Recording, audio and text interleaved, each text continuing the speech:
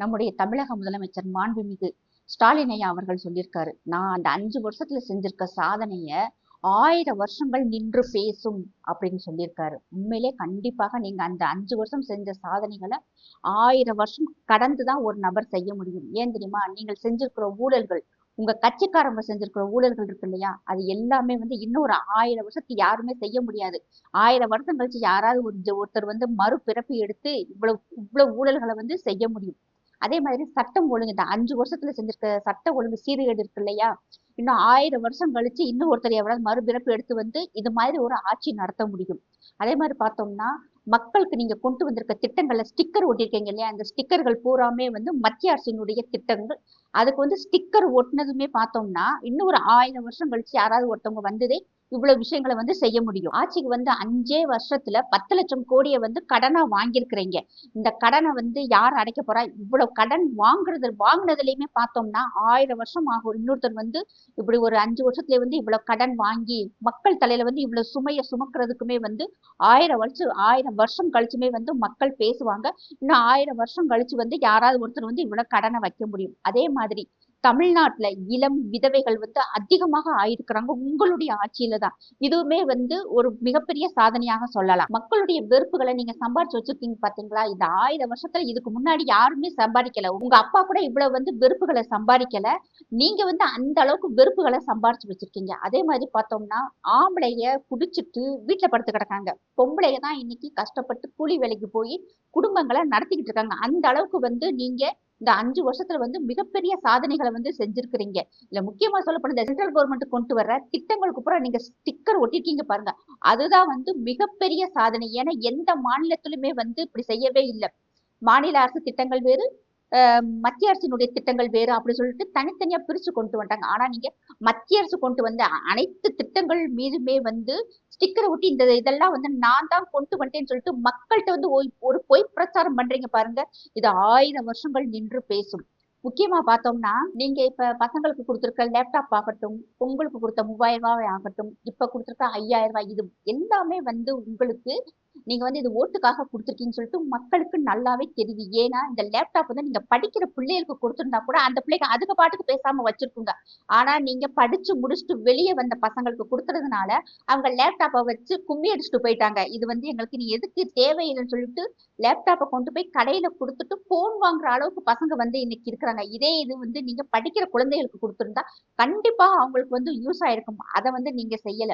இதுக்கு முன்னாடி பொங்கல் வரலையான்னு எல்லா மக்களும் கேட்க ஆரம்பிச்சிட்டாங்க. அப்ப 4 வருஷம் பொங்கலுக்கு எதுவுமே கொடுக்கல.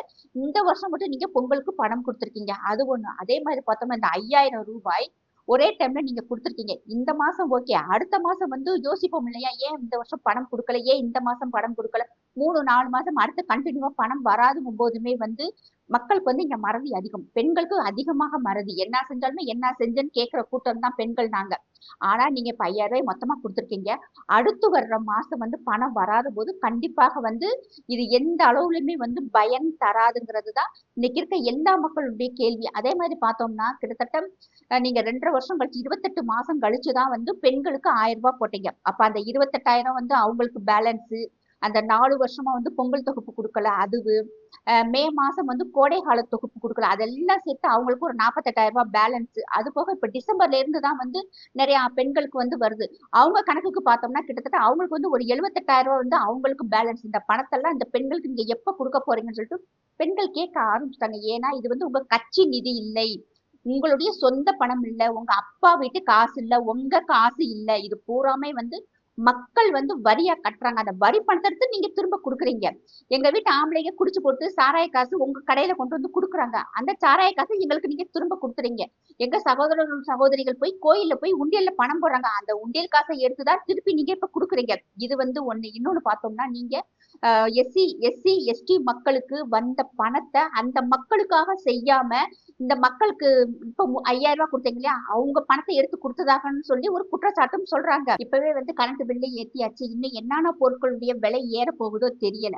ஆனா இதை விட நீங்க என்ன நினைக்கிறீங்க தெரியுமா? பீகார்ல கொடுத்தாங்க, மகாராஷ்டிராவுல கொடுத்தாங்க. அதே மாதிரி இங்க நம்மளும் பணம் கொடுத்துட்டா ஓட்டு விழுந்துரும், குறிப்பாக பெண்கள் ஓட்டு விழுந்துரும் அப்படின்னு நினைக்கிறது. யார் இந்த ஐடியா கொடுத்தாங்கன்னு தெரியல. இன்னைக்கு பீகார்ல பார்த்தோம்னா நிதிஷ்குமார் பல வருஷங்களாக அங்க சிஎம்மாக இருக்கிறாரு. அங்க இருக்கும் மக்கள்கிட்ட கேட்டா தெரியும். நிதிஷ்குமார் வந்ததுக்கு பிறகுதான் அங்க வந்து இந்த காட்டாட்சி ஜங்கல் ராஜ் வந்து ஒளிஞ்சிருக்கு.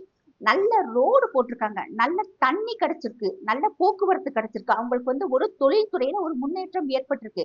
நம்மளாம் நினைக்கிறோம் அங்கிட்ட இருந்து வர்றவங்க பூராமே வந்து பீகார் மாநில மக்கள்கிட்ட, அங்கிட்ட இருந்து வர்றவங்க பூரா பாகிஸ்தான்காரன், பங்களாதேஷ்காரன், ரோஹிங்கியன்ஸ் முஸ்லிம்ஸ் தான் வடநாடு பக்கம் கேட்டோம்னா நான் உத்தரப்பிரதேசல இருந்து வர்றேன், பீகார்ல இருந்து வர்றேன்னு சொல்லிட்டு பொய் சொல்லிக்கிட்டு இருக்காங்க. அங்க இருக்கும் இன்னைக்கு தொழில்துறை வந்து தமிழ்நாட்டுல இருக்கும் கொங்கு மண்டலத்தை சார்ந்த நிறைய தொழிலதிபர்கள் இன்னைக்கு பீகார்ல போய் தொழில் தொடங்கிட்டாங்க. அவங்களுக்கு வந்து அங்க வேலை வாய்ப்புகள் வந்துருச்சு. ஸ்டீல்ல வந்து அவங்க ஹை லெவல்ல போயிட்டாங்க. அதே மாதிரி ஸ்வீட்ஸ் வந்து அவங்க ஏற்றுமதி கொண்டு போயிட்டாங்க. அந்த அளவுக்கு அந்த மக்களுடைய வாழ்க்கை தரம் இன்னைக்கு முன்னேறி இருக்கு.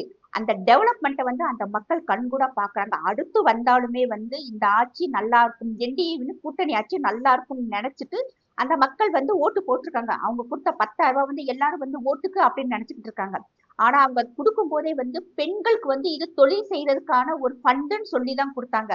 10,000 ரூபாய் வச்சு நீங்க சிறு தொழில ஆரம்பிங்க. உங்களுக்கு தேவைப்பட்டால் 1,00,000 இருந்து 5,00,000 வரைக்கும் பிணையில்லா செக்யூரிட்டி இல்லாமலே வந்து உங்களுக்கு அந்த கவர்மெண்ட் லோன் கொடுக்க ரெடியா இருந்துச்சு.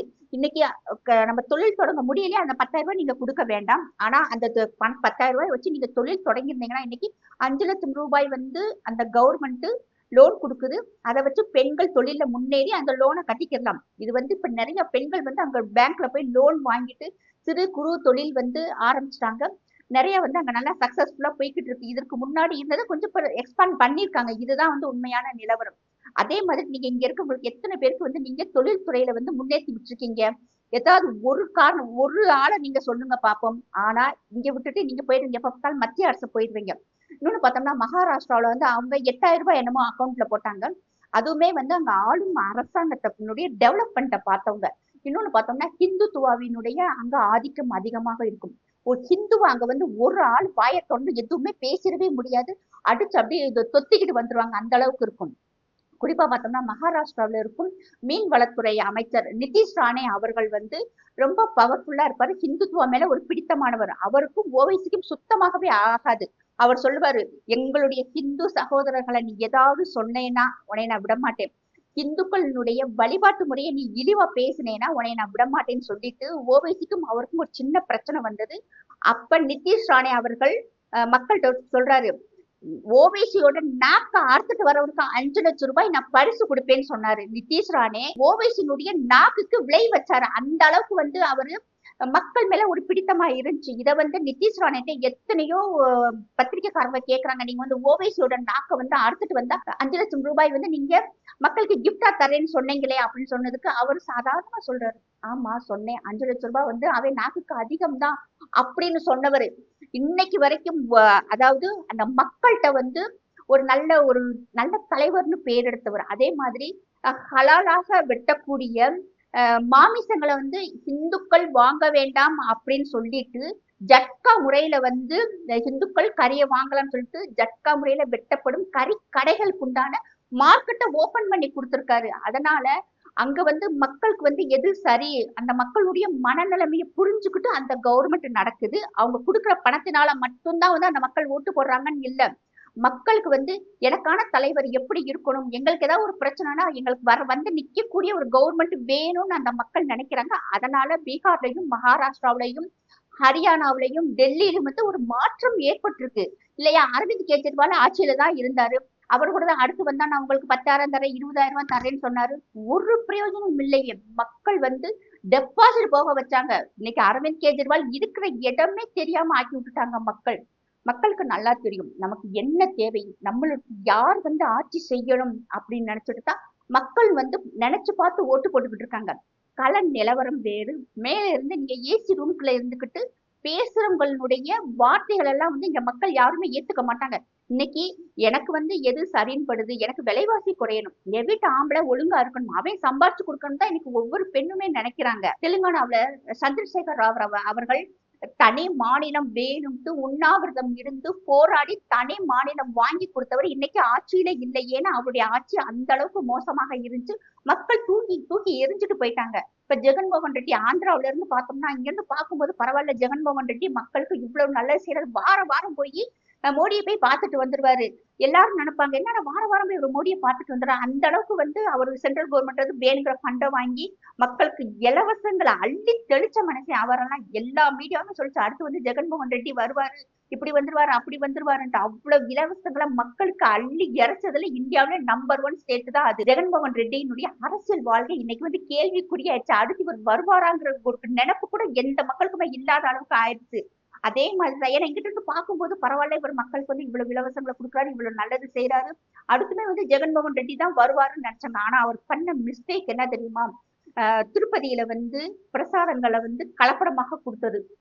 திருப்பதியில் இருக்கும் அலுவலர்கள் நிறைய பேர் வந்து கிறிஸ்தவர்களாக நியமிச்சது. மறைமுகமாகவும் நேரடியாகவுமே வந்து கிறிஸ்தவ மதத்தை வந்து மதம் மாற்றுறதுக்கு வந்து அதாவது வந்து ஒரு சப்போர்ட்டா இருந்தவர். அது இந்த புத்தவை அங்க இருக்க மக்கள் பார்த்தாங்க. இருந்தாலும் அடுத்து வந்தா நம்மளை வந்து யாராலையும் காப்பாற்ற முடியாதுன்னு நினைச்சுட்டே அந்த மக்கள் அத்தனை பேருமே வந்து ஒன்னா சேர்ந்து ஓட்டு போட்டு இன்னைக்கு ஒண்ணும் இல்லாம ஆக்கிட்டாங்க. அவங்க கொடுக்காத இலவசங்களாம். அதே மாதிரிதான் இங்க தமிழ்நாட்டில் நடந்துகிட்டு இருக்கு. நீங்க வந்து அடுத்த பிரிவினருக்கு கொடுக்கக்கூடிய எடுத்த பணத்தை கொடுக்கலாம். அதே மாதிரி ரிசர்வ் பேங்க்ல இருந்து கடனை வாங்கி எங்களுக்கு கொடுக்கலாம், எல்லாம் கொடுக்கலாம். ஆனா கள நிலவரம் வேறு. ஆனா வந்து மக்கள் வந்து இன்னைக்கு நல்லா புரிஞ்சிருக்காங்க. அடுத்து வந்து எங்களுக்கு யார் வரணும், எங்களுக்கு வந்து எப்படியாப்பட்ட ஆள் வந்து ஆட்சி செய்யணும் அப்படின்ட்டு இன்னைக்கு இந்துக்களுக்கு வந்து ஒரே சப்போர்ட்டாக இருக்கிற கட்சி நேரடியாக ஓப்பனா சொல்லலாம் பாஜக மட்டும்தான். ஏன்னா வந்து உங்கள்ட்ட நீங்க எல்லாம் வந்து சிறுபான்மையினுடைய முதல்வர் நீங்க ஓப்பனாவே சொல்லிட்டீங்க. அப்ப சிறுபான்மையினருக்கு நீங்க துணையா இருக்கும்போது அவங்களுக்கு யார் வந்து இன்னைக்கு துணையாக இருப்பாங்கன்னு அவங்க டிசைட் பண்ண ஆரம்பிச்சிருக்காங்க. இன்னும் ஃபுல்லா முடியல, ரிசல்ட் வந்தாதான் தெரியும். அதனால அவங்களுடைய பாணி வந்து இன்னைக்கு கண்டிப்பாக ஒரு ஹிந்துத்துவாவை ஏத்துக்கக்கூடிய, எங்களுக்கு ஏதாவது ஒண்ணுன்னா கேள்வி கேட்கக்கூடிய ஒரு தலைவர் வேணும்னு இன்னைக்கு மக்கள் ஆரம்பிச்சிட்டாங்க. இப்ப ரம்ஜானுக்கு 8700 டன் மெட்ரிக் டன் அரிசியை வந்து நோம்பு கஞ்சிக்காக கொடுத்துருக்கீங்க. அதனுடைய செலவு வந்து 21 கோடி ரூபாய். அதே மாதிரி ஹஜ்ஜி இல்லம் கட்டுறதுக்கு 40 கோடி ரூபாய் ஒதுக்கிட்டீங்க. இதெல்லாம் யாரு பணம்? இன்னைக்கு எல்லா மக்களும் கேட்க ஆரம்பிச்சாங்க, இது பூரா எங்க பணம்? நாங்க வந்து வரி கட்டுறோம், எங்களுடைய கோயில் உண்டியல் காசுல எடுத்து நீ வந்து இப்ப சிறுபான்மைக்கு செலவு செய்யறங்கிற கோபம் எல்லா மக்களுக்கும் எல்லா இந்துக்களுக்குமே இருக்கு. இதை வந்து நீங்க புரியவே உங்களுக்கு புரிய மாட்டேங்குது. நமக்கெல்லாம் கடனை வாங்கி வைப்போம், ஜெயிச்சா இருக்கவே இருக்காங்க இழிச்ச வாங்க தமிழர்கள் அவங்க தலையில கட்டுவோம் இல்லையா? அடுத்து வர்ற கவர்மெண்ட் மண்டையை பிச்சுக்கிட்டு உட்காந்துக்கிட்டு நல்ல பெரிய பள்ளமா தோண்டி வைப்போம், விழுந்தா தமிழை விழுகட்டும், இல்லாட்டி அடுத்து ஆட்சி செய்ய வர்றவே வந்து மொத்தமா விழுகட்டும் நினைச்சிட்டு தான் நீங்க இவ்வளவு கடனை ஒரு பயமே இல்லாம மேற்கொண்டு கடன் வாங்கிட்டு இருக்கீங்க. அது மட்டும் இல்லாம எங்க எல்லா யூடியூப பார்த்தாலுமே உங்களுடைய ஆடுதான் வருது. எதுக்கு இப்படி விளம்பர பைத்தியம் முடிச்சு அலையிறீங்கன்னு தெரியல. அந்த காசை வச்சுக்கிட்டு செவிலியர்கள் போராடுறாங்க, தூய்மை பணியாளர்கள் போடுறாங்க. அவங்க சின்ன சின்ன கோரிக்கைகள் கூட அவங்களெல்லாம் நிறைவேற்றி வைக்கலாம். இது அங்கன்வாடி பணியாளர்கள் அவங்களுக்கு எல்லாம் சம்பளம் கம்மி, அவங்களுக்கு ஏதாவது ஒரு கோரிக்கை அவங்களுடைய கோரிக்கையை நிறைவேற்றி வைக்கலாம். இதே நேரத்துல 5000 ரூபாய் நீங்க பெண்களுக்கு கொடுத்தீங்க இல்லையா? அதே டைம்ல இந்த விதவைகள் பணம் வந்து வெறும் 1200 ரூபாய் வாங்குறாங்க. அவங்களுக்கு ஏதாவது நீங்க சேர்த்து போட்டு அவங்களுடைய ஓட்டுக்களை கூட நீங்க வாங்கியிருக்கலாம். அதை நீங்க செய்யல. அதே மாதிரி ஊனமுற்றவர்களுக்கு வந்து நம்ம மாநிலத்துல வெறும் 1500 ரூபாய் தான் வந்து நீங்க கொடுக்குறீங்க. ஆனா மற்ற மாநிலங்கள் இப்ப புதுச்சேரி ஆகட்டும், தெலுங்கானா ஆகட்டும், கர்நாடகா அந்த மாநிலங்கள்லாம் பார்த்தோம்னா 6000, 4500, 8000 வரைக்கும் வந்து மற்ற மாநிலத்துல கொடுக்குறாங்க. ஏன்னா கண்டிப்பாக ஊனமுற்றவர்களுக்கும் விதவைகளுக்குமே வந்து நீங்க கண்டிப்பாக செய்யணும். ஏன்னா அதை விட்டுட்டு நீங்க என்ன செஞ்சிருக்கீங்கன்னா சம்பந்தமே இல்லாம ஒரு 5000 ரூபாய் கொடுத்துருக்கீங்க. இன்னும் மிஞ்சி போனா ஒரு 4-5 நாளைக்கு மக்கள் பேசுவாங்க. அடுத்து வேற ஒரு நியூஸ் வந்து மக்கள் டபக்குன்னு அதுல தாண்டிடுவாங்க. இப்ப நடக்கிற தேர்தல் கடமை பார்த்தோம்னா திமுகவுக்கும் தமிழக மக்களுக்குமான ஒரு போராட்டமா தான் இருக்கு. பாப்போம், ஜெயிச்சா உங்களுக்கு, தோத்தா எல்லாமே எங்க தலையில தான் விழுகும் போல.